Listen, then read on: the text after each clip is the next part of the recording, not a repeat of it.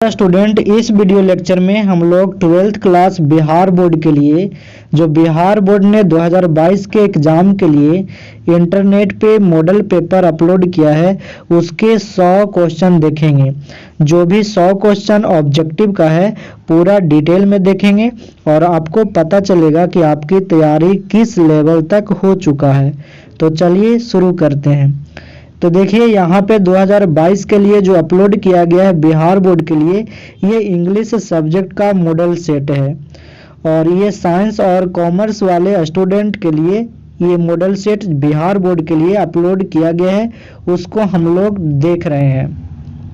Section A में आपको पूछा गया है ऑब्जेक्टिव टाइप क्वेश्चन, जिसमें आपको 50 क्वेश्चन के आंसर देने हैं। यहाँ पे क्वेश्चन 100 हैं और उन 100 क्वेश्चन के 4-4 ऑप्शन हैं और 4 ऑप्शन में से कोई एक ऑप्शन आपका सही है, जिसको आपको OMR शीट में उसको मार्क करना है। लेकिन यहाँ पे आपको अपने एग्जाम में 50 क्वेश्चन ही अटेम्प्ट करने हैं, ठीक है। तो चलिए, ये था यहाँ पे इंस्ट्रक्शन दे रहा था। पहला क्वेश्चन है द स्नेक बाज किल्ड बाई रोहित, इसको बताना है एक्टिव वॉइस में। तो मैंने बताया था कि जब भी बाज किल्ड होगा तो ये पास्ट इंडेफिनिट होगा, तो पास्ट इंडेफिनिट यहाँ पे है ऑप्शन ए में, तो आंसर हो गया ऑप्शन ए। दूसरा क्वेश्चन है खालिस्तान you spare a few minutes for me. अब यहाँ पे कह रहा है कि क्या तुम मेरे लिए कुछ मिनट्स निकाल सकते हो, तो यहाँ पे रिक्वेस्ट किया जा रहा है। तो रिक्वेस्ट करने के लिए हमने मॉडल वर्ब वाले वीडियो में पढ़ा था कि कुड का प्रयोग करते हैं, तो यहाँ पे आंसर होगा ऑप्शन बी। नेक्स्ट क्वेश्चन है मिस्टर सिन्हा ऑफ फन खालिस्तान to Delhi on business trip. तो यहाँ पे मैंने बताया था टेंस वाले वीडियो में कि अगर किसी सेंटेंस में ऑफन का प्रयोग होता है तो प्रेजेंट इंडेफिनिट में सेंटेंस होता है, तो मिस्टर सिन्हा के अनुसार गोज लगेगा, जो कि होगा ऑप्शन सी में। ऑप्शन सी आपका सही आंसर है। नेक्स्ट क्वेश्चन है he asked me where the book was, इसको डायरेक्ट नरेशन में बनाना है। तो यहाँ पे देखिए रिपोर्टिंग वर्ब क्या है, आस्क्ड है ना, इसका मतलब यहाँ पे आंसर होगा ऑप्शन सी। सेज वाला नहीं होगा, बाज सेइंग नहीं होगा और बाज सेइंग इसमें भी है, तो सारे ऑप्शन एलिमिनेट हो जाएंगे सिवाय ऑप्शन सी के, तो आंसर होगा ऑप्शन सी। अगला क्वेश्चन है राजेश खालिस्तान आकार लास्ट ईयर। तो मैंने बताया था कि जब किसी सेंटेंस में last year, last month, last week ऐसा कुछ भी होता है तो आपको पास्ट इंडेफिनिट की वर्ब लगानी होती है, तो यहाँ पे आंसर हो जाएगा option B bout. Next question है my shoes were so tight that I could hardly walk. अब यहाँ पे कहता है कि मेरा जूता जो है ना इतना ढीला है कि मैं मुश्किल से चल सकता हूँ, तो चल सकता था पास्ट में है, तो यहाँ पे लूज आएगा, है ना, टाइट नहीं आएगा। कह रहा है कि अंडरलाइन जो वर्ड है ना वहाँ पे आप सुटेबल वर्ड को लिखिए, तो यहाँ पे आंसर होगा माई शूज वर सो लूज, मतलब इतना ज़्यादा ढीला है कि मैं मुश्किल से एक कदम चल सकता था, ठीक है। तो यहाँ पे आंसर होगा ऑप्शन ए। 7वां नंबर क्वेश्चन काफ़ी इंपॉर्टेंट है और ये सारा रूल मैं अपने वीडियो में करवा चुका हूँ, ठीक है। तो 7वां भी मैंने करवाया था सिंटेक्स वाले वीडियो में। यहाँ पे कह रहा है करेक्ट सेंटेंस को बताइए। तो देखिएगा इसकी बहन एक ही है ना, क्योंकि सभी में सिस्टर लिखा हुआ है, एस नहीं लगा हुआ है। तो जब दो नाउन के पहले आर्टिकल लगाते हैं ना तो दो पर्सन को बताता है, तो इसकी बहन एक है, तो एक बहन पोएट और फिलोसफर अलग अलग पर्सन कैसे हो सकती है, नहीं, तो ये हो गया गलत पहला ऑप्शन। दूसरा ऑप्शन है my sister is a poet and the philosopher, इस दोनों नाउन के पहले भी आर्टिकल का प्रयोग हुआ है, तो ये भी गलत होगा, क्योंकि जब इसकी बहन एक है तो एक ही बहन है जो पोएट भी है और फिलोसफर भी है, इसका मतलब एक ही नाउन के पहले आर्टिकल आएगा। मैंने आपको पढ़ाया था सिंटेक्स में, तो इसमें भी दोनों जगह पे आर्टिकल है, तो ये भी गलत होगा। तो ऑप्शन डी आपका सही आंसर होगा my sister is a poet and philosopher, मतलब मेरी जो सिस्टर है वो पोएट भी है और फिलोसफर भी है, और आर्टिकल सिर्फ पहले वाले के साथ आएगा। समझ में आया। तो आगे बढ़ने से पहले बता दूं, 12th क्लास बिहार बोर्ड 2022 के एग्जाम के लिए पूरे सिलेबस को कवर करते हुए मैंने एक बेहतरीन गेस पेपर बनाया है। तो अगर आप इस गेस पेपर को लेना चाहते हैं तो वीडियो के डिस्क्रिप्शन बॉक्स में या फिर नीचे कमेंट बॉक्स में इनका लिंक है, यहाँ पे क्लिक करके आप ले सकते हैं। चलिए आगे बढ़ते हैं। अगला क्वेश्चन है, this is the letter Sohan wrote it. अब देखिए, इसको कॉम्बिनेशन बनाना है, मतलब इस सेंटेंस को कंबाइन करना है, जोड़ना है। तो जब आपका थोड़ा बहुत भी इंग्लिश एवरेज भी होगा ना, तो भी आप इस क्वेश्चन को बिल्कुल आसान तरीके से आप बना लोगे। जैसे पहला सेंटेंस देखिए, कहता है this is the letter which Sohan wrote, है ना। तो ये सेंटेंस जो है ना, इस तरह का मीनिंग नहीं दे रहा है। और दूसरी बात यहाँ पे क्या गड़बड़ है, गड़बड़ ये है कि यहाँ पे कह रहा है this is the letter which Sohan wrote, मतलब सोहन लिखता था ऐसा। तो ये सेंटेंस गलत है, ये नहीं होगा। दूसरा है this is letter by which Sohan wrote, तो बाय व्हिच मतलब के द्वारा होता है, तो ये भी मतलब अर्थ के हिसाब से और स्ट्रक्चर के हिसाब से भी गलत है। तीसरा है Sohan is the one who wrote this letter, मतलब सोहन भी वो जो आदमी है, जो सोहन है, जो इस पत्र को लिखा। तो ये जो सेंटेंस है ना, बिल्कुल सही है और ये बिल्कुल सही कॉम्बिनेशन में बैठा हुआ है। तो ऑप्शन सी आपका सही आंसर है। नेक्स्ट क्वेश्चन है, I have a lot of work at times होगा। यहाँ पे आपको फ्रेज बताना है। तो एट टाइम्स का मतलब होता है एक ही समय में। तो यहाँ पे कहता है कि मेरे पास ना एक ही समय में बहुत सारा काम है, मतलब मुझे बहुत सारा काम करना है। अब यहाँ पे नेक्स्ट क्वेश्चन है, what is he angry about.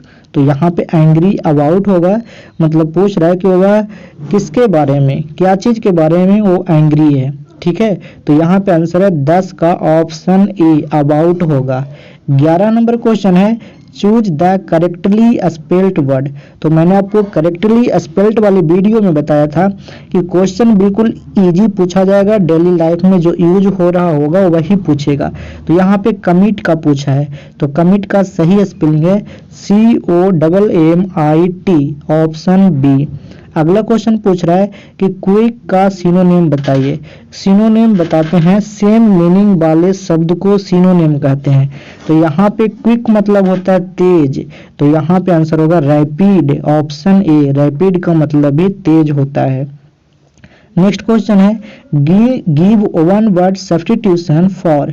तो मैंने आपको वन वर्ड सब्स्टिट्यूशन की 100 मोस्ट इम्पोर्टेंट जो वन वर्ड था वो मैं आपको करवाया था, उसे आप जरूर देखे होंगे।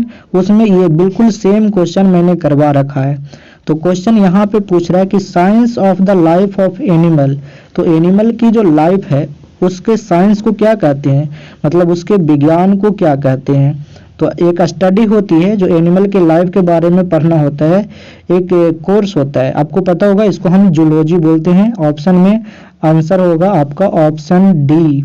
जू का मतलब ही एनिमल होता है और लॉजी का मतलब स्टडी होता है। मैंने आपको उस वीडियो में भी डिटेल में बताया था। बायो का मतलब होता है लाइफ और लॉजी का मतलब होता है स्टडी। तो बायोलॉजी कब होगा, जब एनिमल एंड प्लांट दोनों का स्टडी होगा। ठीक है, और बोटनी आपको पता है, प्लांट के स्टडी को या प्लांट की साइंस को बोटनी कहते हैं। तो सारे ऑप्शन याद रखिएगा, आपकी बार बोटनी पूछ दे, है ना, तो ऐसे पूछ सकते हैं। जियो का मतलब अर्थ होता है और लॉजी का मतलब होता है स्टडी या फिर साइंस। तो जिस साइंस में या फिर जिस कोर्स में हम जियो यानी अर्थ के बारे में पढ़ते हैं उसे हम बोलते हैं जियोलॉजी। तो यहाँ पे तो इस क्वेश्चन का आंसर है ऑप्शन डी। ठीक है, अगला क्वेश्चन है, नो न्यूज खालिस्तान गुड न्यूज। तो मैंने आपको पढ़ाया था कि जो न्यूज होता है इसके साथ हम सिंगुलर वर्ब का प्रयोग करते हैं। तो no news is good news. तो यहाँ पे आंसर है ऑप्शन ए। नेक्स्ट क्वेश्चन है, he has been appointed on a temporary basis. तो यहाँ पे कह रहा है ना कि जो वर्ड अंडरलाइन है उसका एंटोनिम बताइए। तो टेम्पररी का मतलब क्या होता है, थोड़े देर के लिए, है ना, क्षण भर के लिए, या फिर कहें तो बहुत कम समय के लिए। तो इसका जो एंटोनिम हो जाएगा वो परमानेंट होगा, हमेशा के लिए। तो यहाँ पे आंसर है ऑप्शन ए। अगला क्वेश्चन है, 16 नंबर क्वेश्चन है she said I don't like this. तो देखिए इसका बताना है इनडायरेक्ट नरेशन। तो रिपोर्टिंग वर्ब को चेक करिए, ये सेड है ना, तो जरूर ये बदल जाएगा टेंस। तो यहाँ पे सेज वाला नहीं होगा, सेज वाला नहीं होगा, और ये टोल्ड वाला भी नहीं होगा। क्यों? क्योंकि टोल्ड तभी होता है जब रिपोर्टिंग वर्ब का ऑब्जेक्ट होता है, क्वेश्चन में ऑब्जेक्ट है ही नहीं। तो आंसर हो जाएगा option A, she said that she did not like that. देखिए दिस भी बदल गया है दैट में, है ना। और दूसरी बात प्रेजेंट इंडेफिनिट था जो कि पास्ट इंडेफिनिट में बदल गया, और आई फर्स्ट पर्सन सब्जेक्ट के अनुसार सी में बदल गया। तो ऑप्शन ए आपका सही आंसर है। नेक्स्ट क्वेश्चन है choose the correctly spelled word. तो आपको पता होना चाहिए, यहाँ पे सही आंसर है ऑप्शन सी।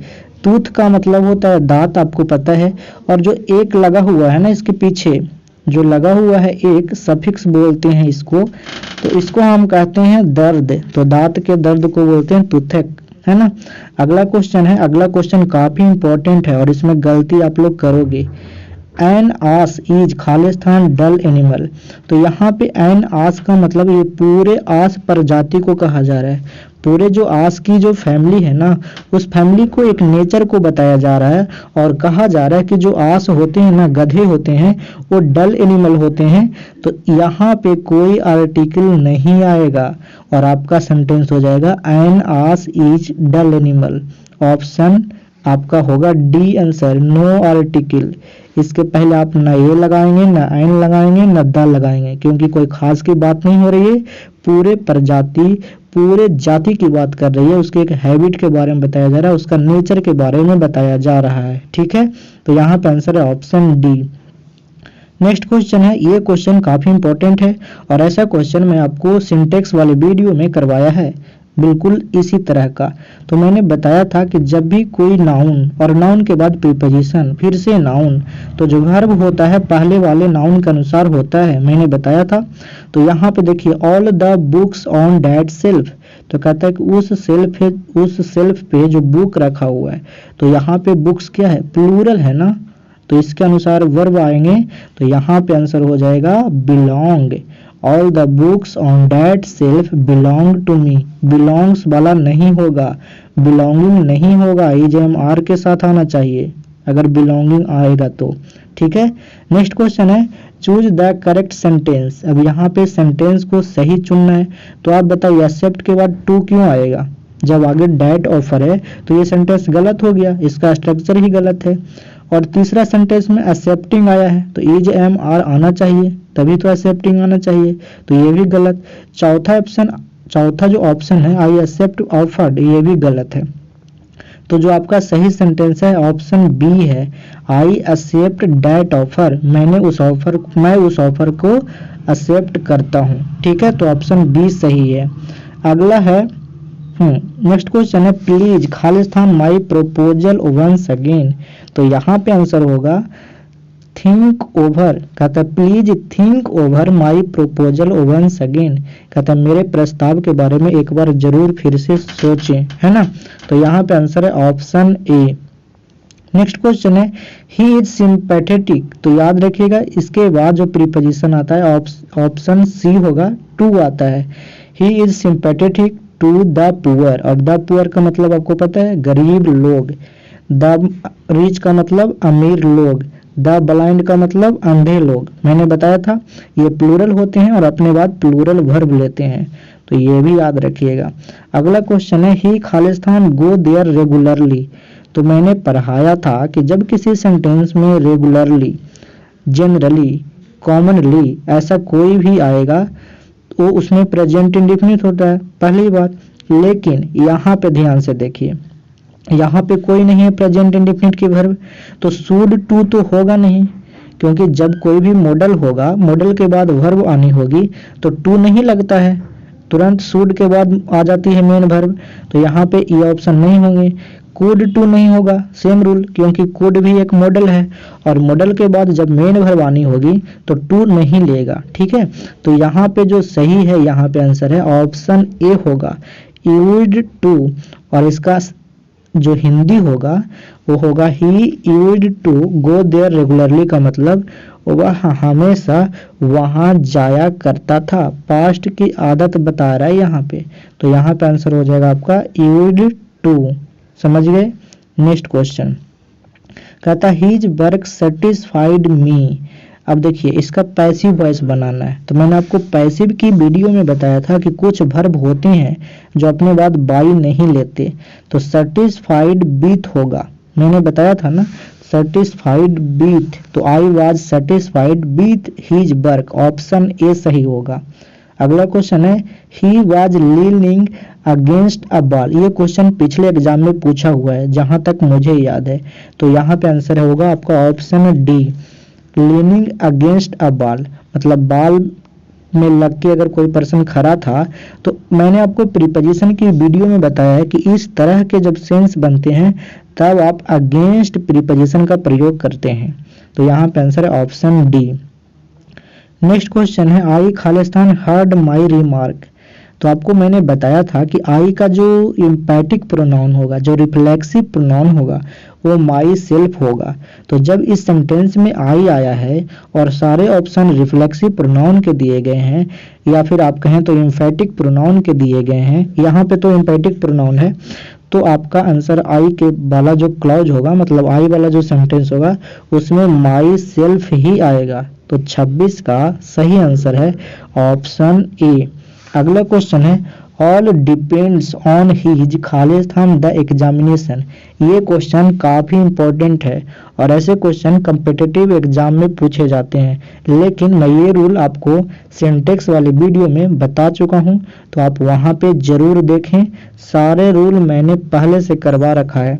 मैंने बताया था कि जब भी कोई पजेसिव एडजेक्टिव मतलब माई, आवर, है ना, हिज, हर, देयर, जब भी कोई पजेसिव एडजेक्टिव किसी सेंटेंस के बीच में आ जाता है और उसके बाद वर्ब को आनी होती है, तो हमेशा भी फॉर्म में आएगा, यानी चौथी फॉर्म में आएगा। तो यहाँ पे आंसर हो जाएगा ऑप्शन डी। फिर से रूल को समझिए, जब यहाँ पे माई, आवर, हिज, हर, देयर कुछ भी पजेसिव एडजेक्टिव आएगा, तो आगे आने वाला वर्ब, उसके बाद जब कोई वर्ब आएगा ना, तो हमेशा वर्ब की चौथी फॉर्म में आएगा, ठीक है, मतलब जेरंड बनकर आएगा। तो यहाँ पे सेंटेंस जो कंप्लीट हो जाएगा वो होगा all depends on his passing the examination, option D सही होगा। अगला क्वेश्चन है लेट अस नाउ प्ले। तो मैंने आपको क्वेश्चन टैग वाली वीडियो में बताया था कि लेट अस वाले सेंटेंस का जो क्वेश्चन टैग होता है उसका शैल बी होता है। मैंने ये बिल्कुल श्योर शॉर्ट लिखाया था क्वेश्चन टैग वाले रूल में कि जो लेट अस का जो क्वेश्चन टैग होता है वो शैल बी होता है, मैंने बिल्कुल सेम लिखाया था। तो यहाँ पे आंसर है ऑप्शन ए। नेक्स्ट क्वेश्चन है which is the shortest route to Agra. Route का मतलब आपको पता है, रास्ता की बात बोल रहा है, मतलब जो पथ होता है, रास्ता होता है, रोड होती है, उसके बारे में। तो यहाँ पे रूट के अलग अलग दिए गए हैं वोकैबुलरी, मतलब स्पेलिंग दिया गया है। तो ये रूट मतलब तो जड़ होता है, पौधे का होता है ना, ये रूटेड होगा नहीं, और ये रूट गलत है, तो यहाँ पे आंसर होगा ऑप्शन डी, ठीक है ना, ये वाला route, which is the shortest route to Agra.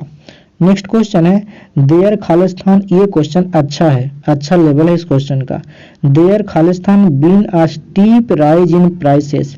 तो कह रहा ना कि यहाँ पे एक बहुत ही खरा उछाल आया है, मूल्यों में देखें तो एकदम बिल्कुल स्टीप राइज आया है। स्टीप राइज मतलब बिल्कुल तेजी से आया है। तो आप यहाँ पे ध्यान से सुनिए बात को, रूल समझिए।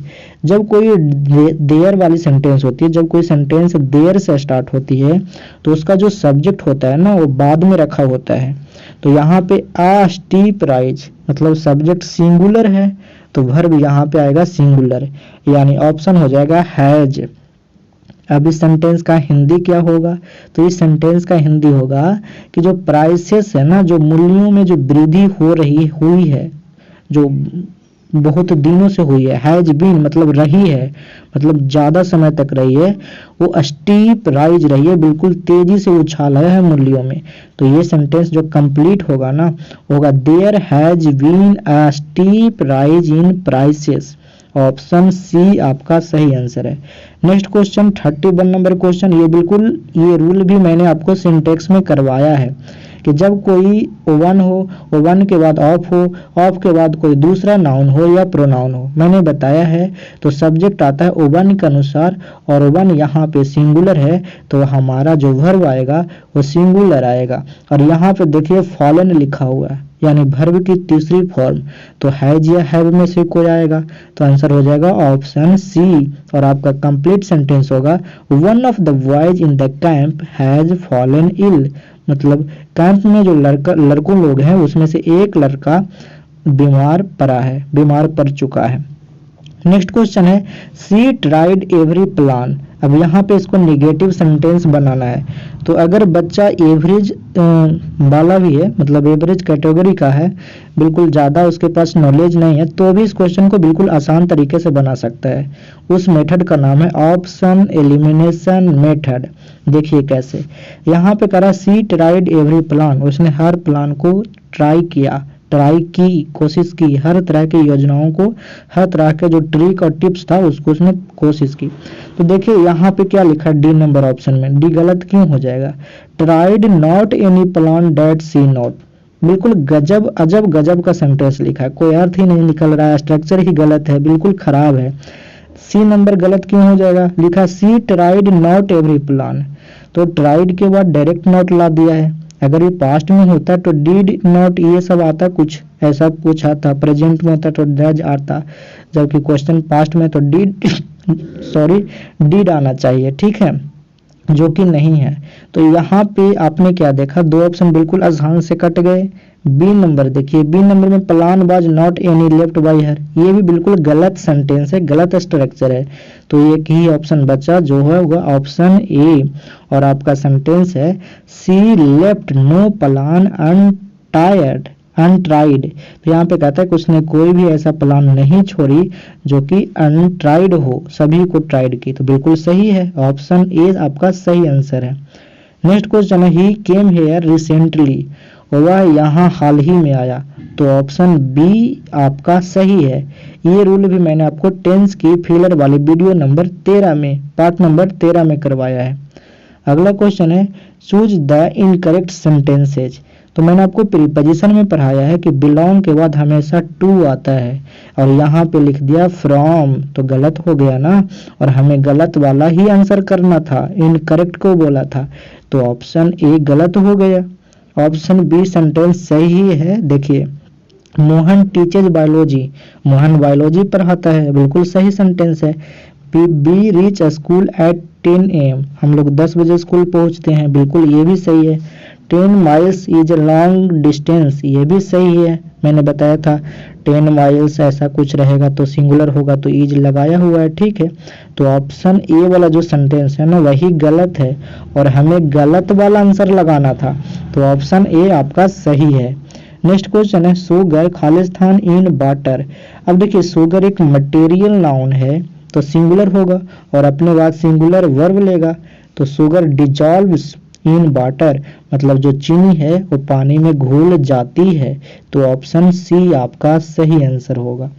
नेक्स्ट क्वेश्चन है choose the correctly spelled word, तो यहाँ पे अप्रियंस जो है ना, अप्रियंस, इसका वर्ड आपको बताना है कि कहाँ पे सही है।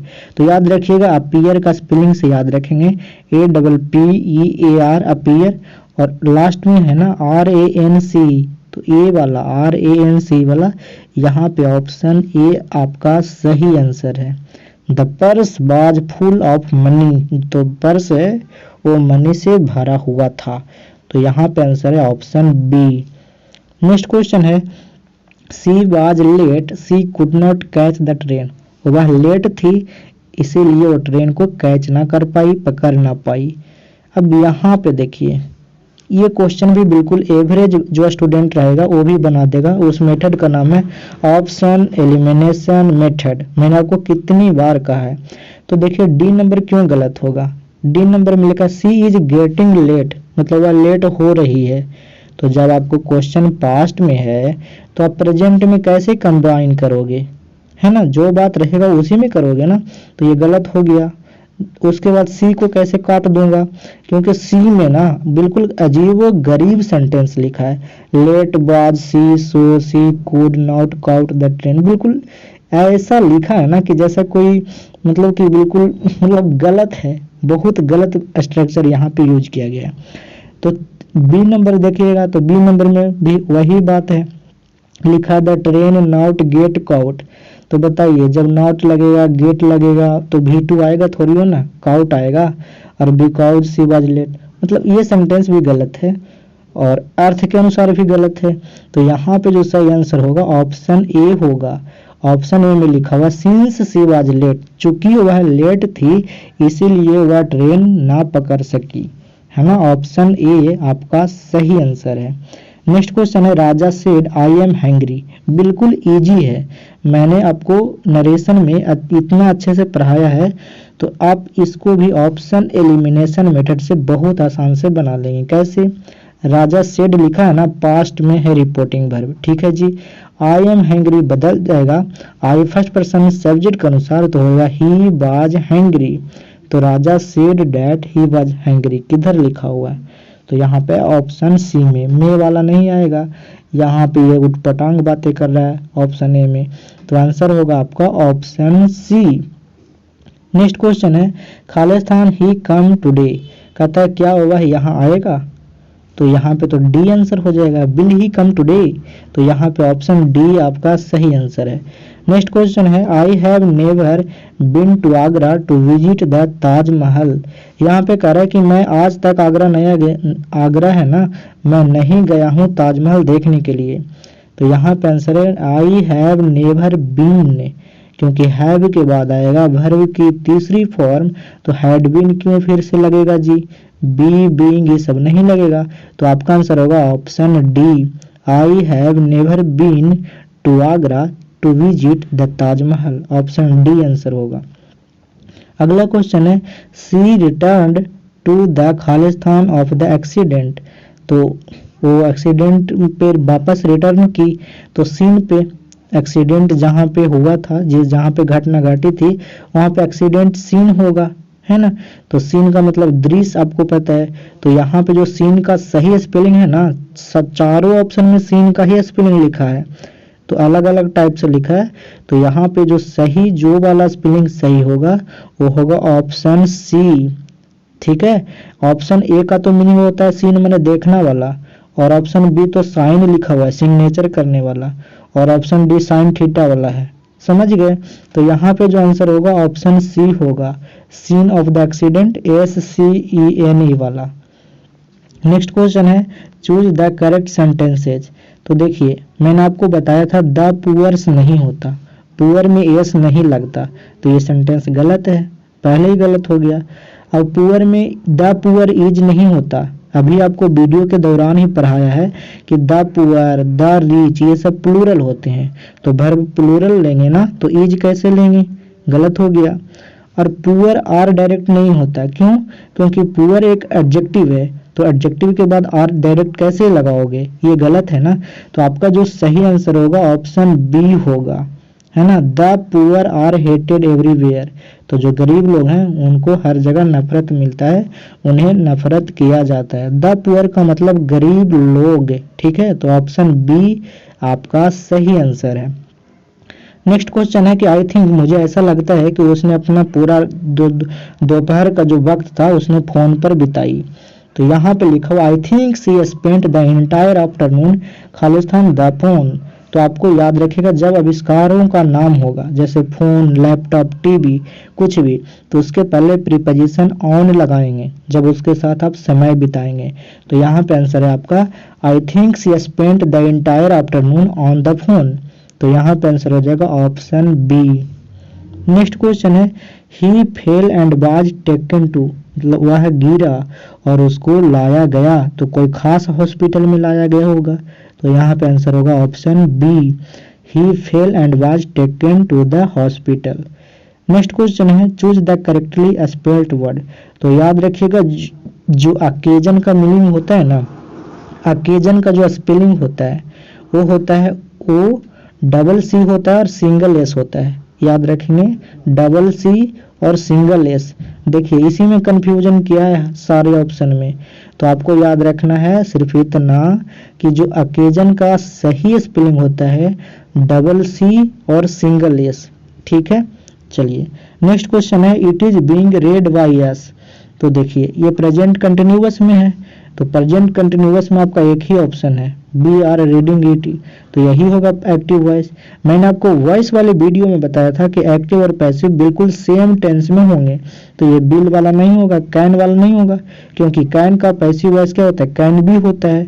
हैव वाला भी नहीं होगा, क्योंकि हैव का हैव बीन होता है। तो यहाँ पे जब ऑप्शन को एलिमिनेट करेंगे ना, तो आप बहुत जल्दी और बिल्कुल सही बना पाएंगे आंसर को। तो यहाँ पे आंसर है ऑप्शन डी। अगला क्वेश्चन है, कहता है इनकैपेबल ऑफ बीइंग सीन, कहता है किसी चीज को देखने में असमर्थ होना। वन वर्ड सब्स्टिट्यूशन का ये क्वेश्चन है।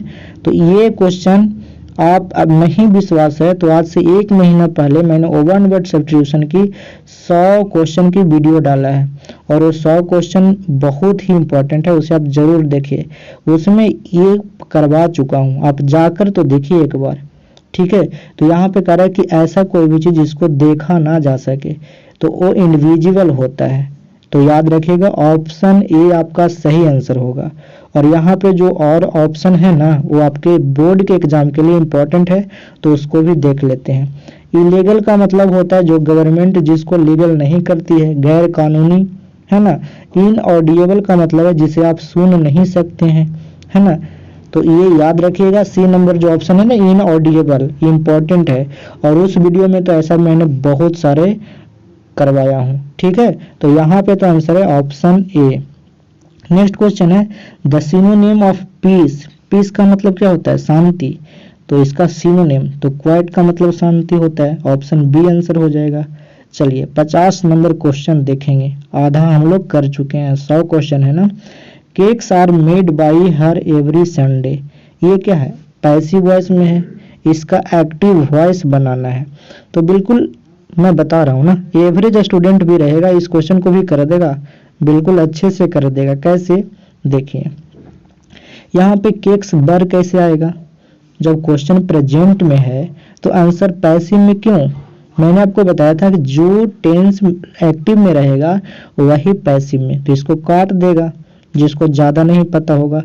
Cakes make by her everyday, अब बताइए उठपुटांग बात क्या लिख दिया, तो ये गलत है।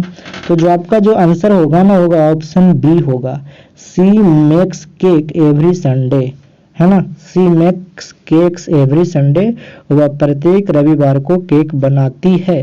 तो केक्स यहाँ से सब्जेक्ट बनेगा जो यहाँ पे लिखा हुआ है, और प्रेजेंट इंडेफिनिट में है तो इज एम आर, केक्स के लिए आर लगेगा, उसके बाद V3, उसके बाद बाई हर एवरी संडे, बिल्कुल सही है, ऑप्शन बी आपका सही आंसर है।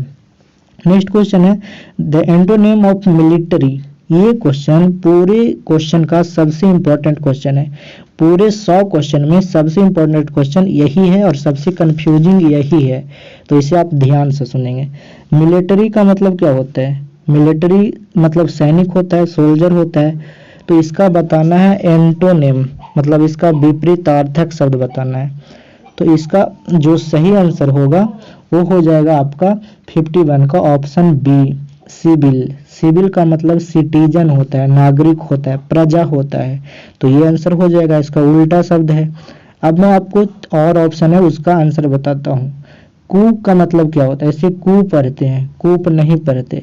तो कू जो होता है इसका मतलब होता है तख्ता पलट करना, जो कि म्यांमार में हुआ है।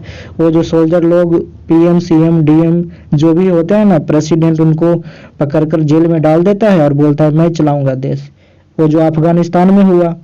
ठीक है, तो इस तरह के जो प्रॉब्लम होते हैं उसको हम कहते हैं कू, मतलब तख्ता पलट, तो ये तो नहीं होगा, बिल्कुल भी नहीं।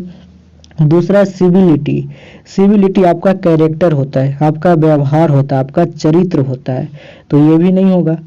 और मिलिटेंट आतंकवादी होता है, लड़ाका होता है, जो लड़ने में माहिर होता है, उसको बोलते हैं मिलिटेंट, मतलब लड़ने में माहिर तो सोल्जर भी होते हैं, मतलब ऐसे ही लड़ाका, अफगानिस्तान वाले, तो अफगानिस्तान वाले यहाँ पे मिलिटेंट हैं। तो यहाँ पे क्वेश्चन सिंपली ये पूछ रहा था मिलिट्री का एंटोनिम बताए। तो मिलिट्री एक ऑफिशियल सोल्जर होता है, जो हमारे सोल्जर होते हैं, आपको पता होगा। तो यहाँ पे उसका एंटोनिम हो जाएगा ऑप्शन बी, सिविल। ठीक है, नेक्स्ट क्वेश्चन है एज फॉर, यहाँ पे जो आएगा ना फॉर आएगा। As for me I will be happy to lend a hand, कहता है अगर मेरे हिसाब से देखा जाए तो मैं बहुत खुश होऊंगा उसको मदद करके। ठीक है, तो यहाँ पे आंसर है ऑप्शन बी। अगला क्वेश्चन है आई खालिस्तान योर ऑफर। तो यहाँ भी क्वेश्चन को कंफ्यूजिंग बनाया गया है, हालांकि ये क्वेश्चन बहुत ईजी है। तो मैं ऑफर को क्या करूंगा, एक्सेप्ट करूंगा। तो यहाँ पे आंसर होगा option B, accept.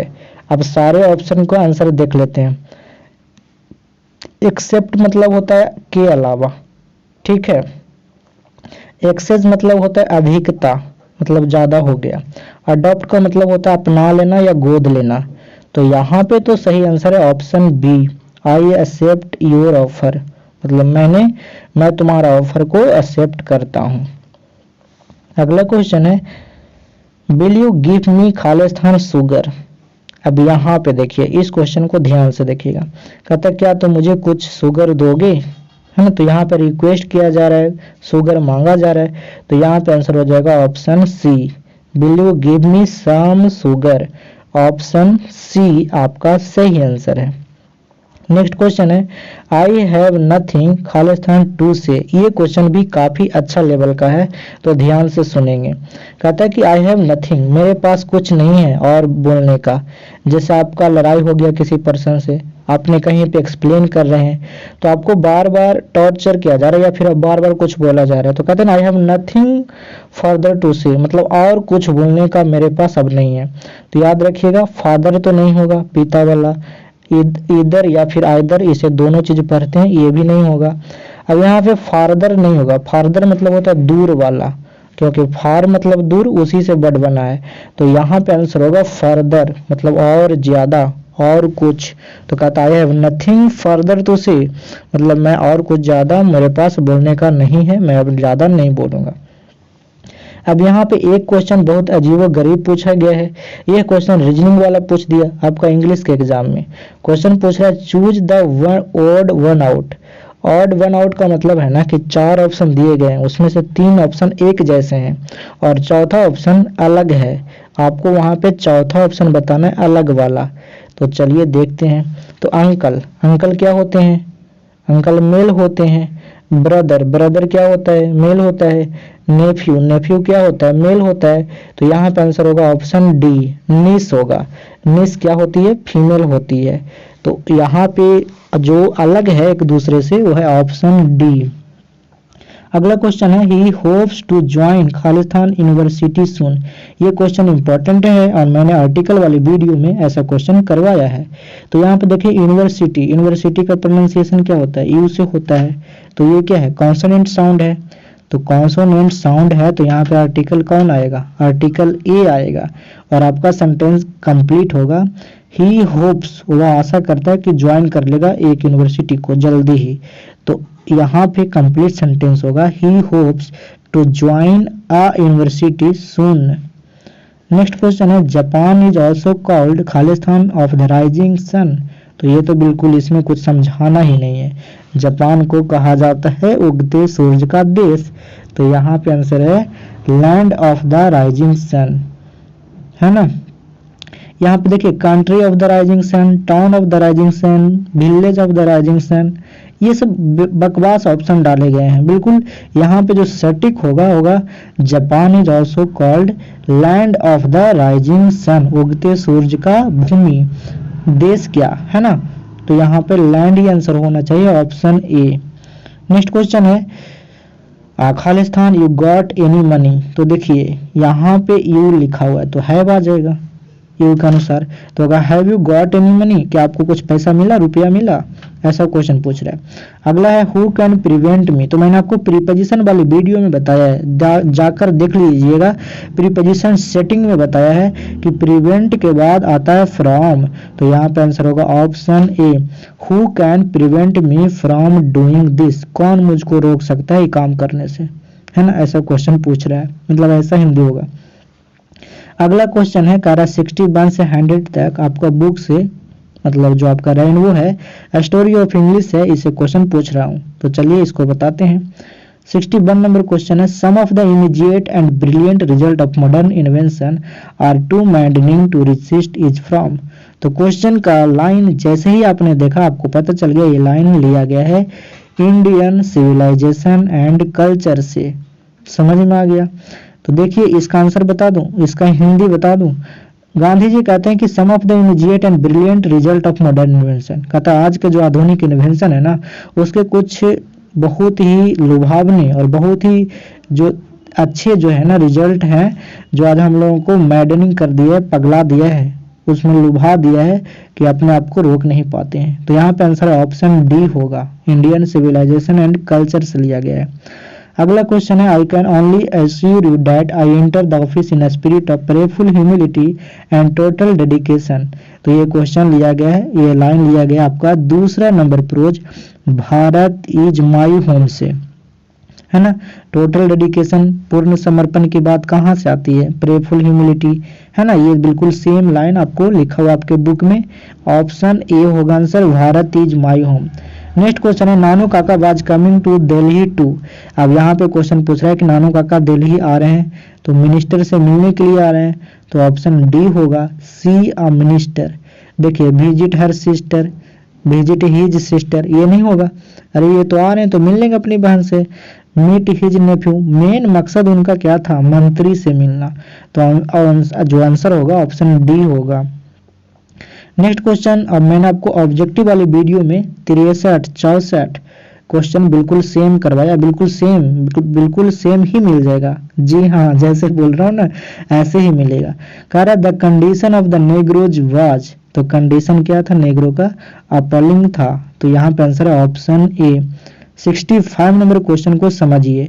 65 number question कहता है खालिस्तान must have made life much pleasanter and more secure. Question कह रहा है कि कौन सा ऐसा चीज है जो मानव के लाइफ को ज्यादा प्लीजेंटर बनाया, ज्यादा आनंदमय बनाया और ज्यादा सुरक्षित बनाया। तो यहाँ पे आंसर होगा ऑप्शन बी। ये लाइन आपको बिल्कुल same ideas that have helped Mankind में बिल्कुल सेम लिखा हुआ मिलेगा। टेमिंग ऑफ डोमेस्टिक एनिमल, कहता है ना जो पालतू जानवरों का जो पालतू बनाना है, जो घरेलू जानवरों का जो पालतू बनाने की जो प्रोसेस है, उस प्रोसेस ने मतलब उस चीज ने हम लोगों की जिंदगी को आसान बनाया और सुरक्षित भी बनाया। तो ऑप्शन बी आपका सही आंसर है। नेक्स्ट क्वेश्चन है as soon as he woke the next morning he would open the tin and examine the god his from. यहाँ पे कह रहा है ये लाइन कहाँ से लिया गया, तो जैसे ही आपने ये गॉड देखा तो आपको पता चल गया ये द आर्टिस्ट से लिया गया है। तो ऑप्शन डी सही होगा।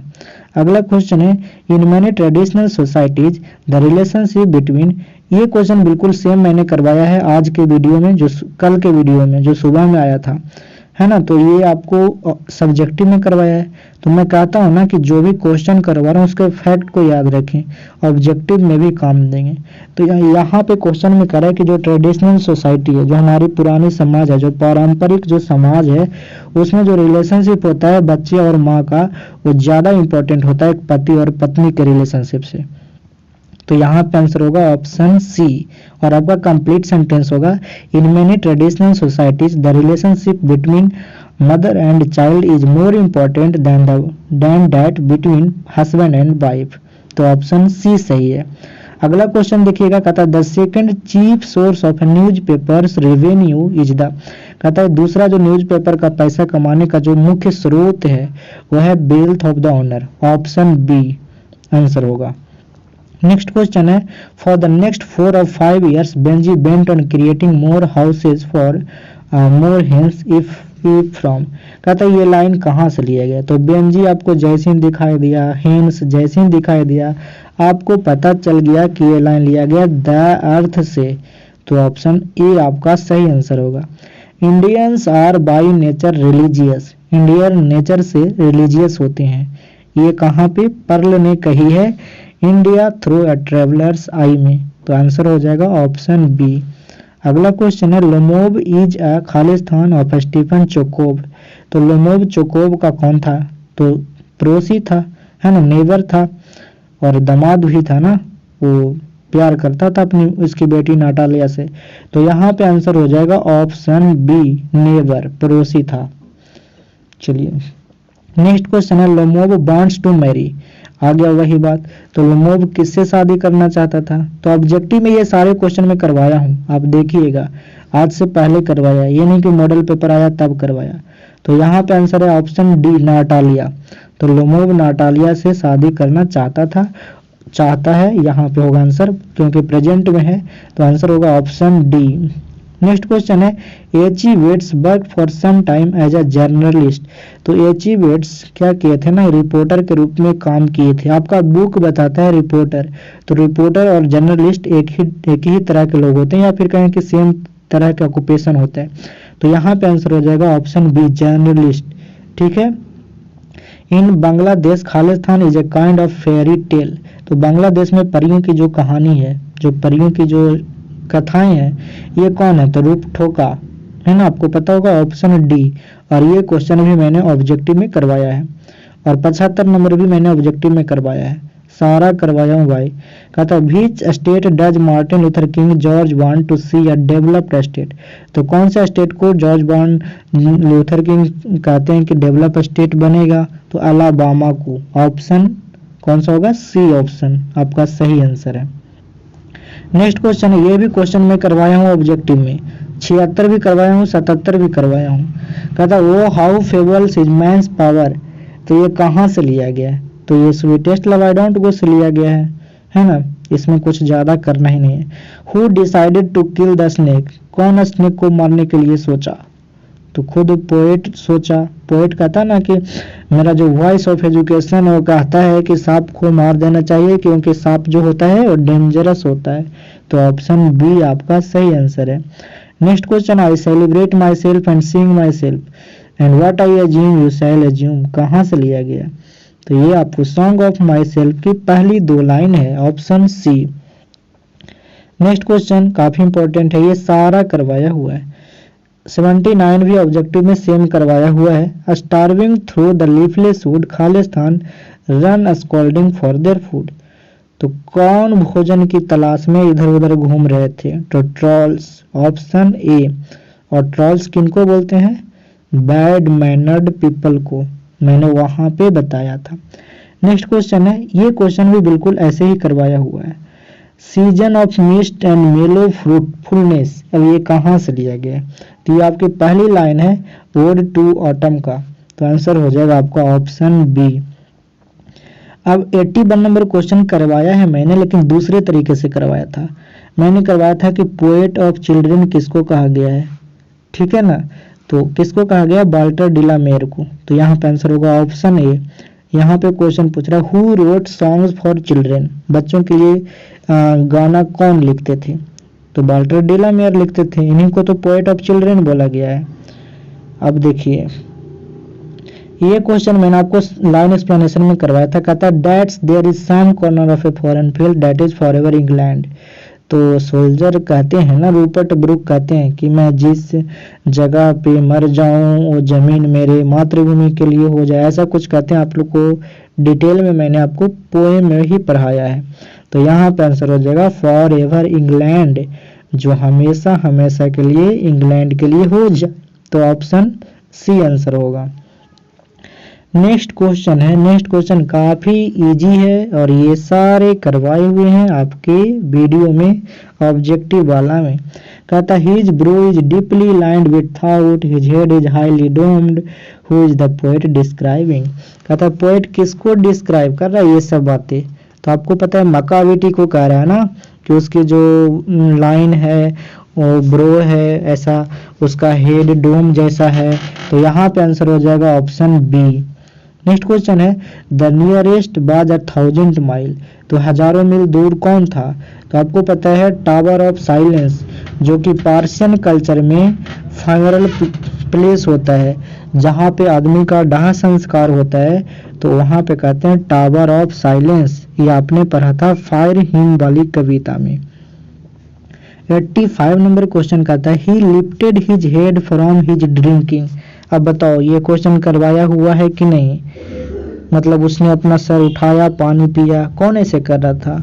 तो ये कर रहा था सांप, स्नेक कर रहा था। तो आंसर है ऑप्शन ए, मतलब यहाँ से लिया गया है। नेक्स्ट क्वेश्चन, अभी ये बताओ, ये करवाया हुआ है कि नहीं? Only saint knows how to sing कौन लिखा है? तो कमला दास लिखा है ना। समर ऑफ कोलकाता भी ऐसा भी था। तो ये सारे क्वेश्चन करवाए हुए हैं। अगला क्वेश्चन है, द पोएटेस जो कवित्री है वो किस चीज के लिए बेग्स करती है, किस चीज के लिए प्रार्थना करती है? तो प्यार के लिए। वो कहती है कि वो प्यार मुझे कोई वापस कर दे जो मुझे नानी से मिला था, मुझे ग्रैंड मदर के घर में ग्रैंड मदर से मिला था। तो 87 का सही आंसर है ऑप्शन ए। नेक्स्ट क्वेश्चन है, who was in awe of the snake? अब कहता है कि स्नेक से कौन डरा हुआ है? तो खुद पोएट। तो यहाँ पे आंसर है ऑप्शन ए, द पोएट। अब 89 नंबर क्वेश्चन करा कि मास्टर ऑफ क्रिमिनल कौन है? मास्टर क्रिमिनल किसको कहा गया है? ये भी करवाया हूँ। तो आंसर होगा ऑप्शन सी, मकाविटी। मकाविटी को पोएट कहते हैं कि मास्टर क्रिमिनल है। तो ऑप्शन सी सही होगा। 90 नंबर नहीं करवाया हूँ लेकिन गेस पेपर में दिया हुआ है। Rupert Brooke died of? तो रूपर्ट ब्रूक का जो मृत्यु होता है किस बीमारी से होता है? तो सेप्टिकेमिया से होता है, आपको पता है। यहाँ पे आंसर है ऑप्शन बी। नेक्स्ट क्वेश्चन है, English belongs to the ancient? तो कहता है जो इंग्लिश बिलोंग करता है वो कहाँ से बिलोंग करता है, किस तरह के फैमिली के लैंग्वेज से? तो आपको पता है सारा का सारा जो इंग्लिश का जो विकास हुआ इंडो यूरोपियन हुआ। तो यहाँ पे आंसर है आपका आंसर ऑप्शन डी। ठीक है। अगला है, from 1150 onward English began to emerge as a language of? तो 1150 के बाद जो इंग्लिश डेवलप होकर आया, उभर कर आया लिटरेचर के रूप में, तो लिटरेचर के लिए यहाँ पर लैंग्वेज ऑफ लिटरेचर होगा, ऑप्शन बी होगा। आफ्टर द नॉर्मन कॉन्क्यूस्ट खालिस्तान become the language of the king's court governance and education? तो यहाँ पर आंसर आपका फ्रेंच। नेक्स्ट क्वेश्चन है, who wrote Piers and Plowman? तो आपको मैंने 60 से ज़्यादा क्वेश्चन ऑब्जेक्टिव करवाया हूँ स्टोरी ऑफ इंग्लिश का। उसमें मैंने ये क्वेश्चन करवाया है कि पायर्स द प्लोमैन कौन लिखा है? तो लैंग लिखा है, ऑप्शन बी आपका सही आंसर होगा। नेक्स्ट क्वेश्चन है, who road King Lear? King Lear कौन लिखा है? तो विलियम शेक्सपियर लिखा है ना। विलियम शेक्सपियर की बहुत ही फेमस ये वर्क्स है किंग लियर। और कौन कौन है मैंने ये आपको उसी वीडियो में करवाया था। English is used as a second language? तो इंग्लिश सेकंड लैंग्वेज कहाँ यूज होता है? इंडिया में होता है ना। तो यहाँ पे आंसर है ऑप्शन डी। कहता है today English is recognised as world language? तो कौन सा इंग्लिश आज वर्ल्ड लैंग्वेज के रूप में पहचाना जाता है, जाना जाता है? तो यहाँ पे आंसर होगा अमेरिकन इंग्लिश। नेक्स्ट क्वेश्चन है, पैराडाइज लॉस्ट क्या है? पैराडाइज लॉस्ट क्या है? तो ये एक इपिक है। पैराडाइज लॉस्ट को एक इपिक कहा गया है। और पैराडाइज लॉस्ट को कौन लिखा है? नीचे कमेंट करके बताइए, ये भी इम्पोर्टेंट है। तो यहाँ पे पैराडाइज लॉस्ट को कौन लिखा है? जो नहीं पूछा कि क्या है, तो इपिक है, ऑप्शन ए। रविंद्रनाथ टैगोर ने क्या लिखा? तो ये गीतांजलि लिखा, बच्चा बच्चा जानता है ना, इसी के लिए इनको नोबेल प्राइज मिला था। तो ऑप्शन डी। और जो 100 नंबर क्वेश्चन है ना, इसमें एक प्रॉब्लम है, प्रॉब्लम बता देता हूँ। क्वेश्चन नंबर जो 100 है ना, वो क्वेश्चन पूछ रहा है कि जो एक्सप्रेशन है हिमालयन ब्लंडर, ये एक फ्रेज है, ये एक इडियम्स है जो काफ़ी फेमस है। हिमालयन ब्लंडर का मतलब होता है बहुत बड़ा ब्लंडर, है ना। इसका मीनिंग जान गए। तो कहता है हिमालयन जो ब्लंडर जो ये फ्रेज है ना, ये ज़्यादातर कौन इंग्लिश में यूज हुआ है? तो मैंने ये महात्मा गांधी की 2-3 ऐसे पढ़ा था, उसमें यूज हुआ था। और ऐसे यहाँ पे बुक में ऐसा कुछ मेंशन नहीं है, तो अलग अलग जगह पे यूज हुआ है। तो ये ज़्यादातर मैंने जो देखा है इंडियन इंग्लिश में देखा है इसका यूज। तो हिमालयन ब्लंडर जो फ्रेज है, जो एक्सप्रेशन है, जिसका मतलब होता है बहुत बहुत बड़ा ब्लंडर, ठीक है। तो ये जो हिमालयन ब्लंडर है ये इंडियन इंग्लिश में ज़्यादातर यूज हुआ है। तो यहाँ पे आंसर है ऑप्शन सी। तो मैंने आपको सारा का सारा 100 क्वेश्चन करवा दिया। कल के वीडियो में बाकी के जो सब्जेक्टिव क्वेश्चन है उसको एनालिसिस करेंगे और बताएंगे कि आपको अब क्या करना चाहिए और आगे तैयारी कैसे करनी चाहिए। अगर आपका इसका PDF लेना है तो बीरबल प्रसाद सर टेलीग्राम चैनल को ज्वाइन करिएगा। इस चैनल का लिंक वीडियो के डिस्क्रिप्शन बॉक्स में या फिर टेलीग्राम पे बीरबल प्रसाद सर सर्च करके ज्वाइन कर सकते हैं। आज तक इतना ही। Thanks for watching.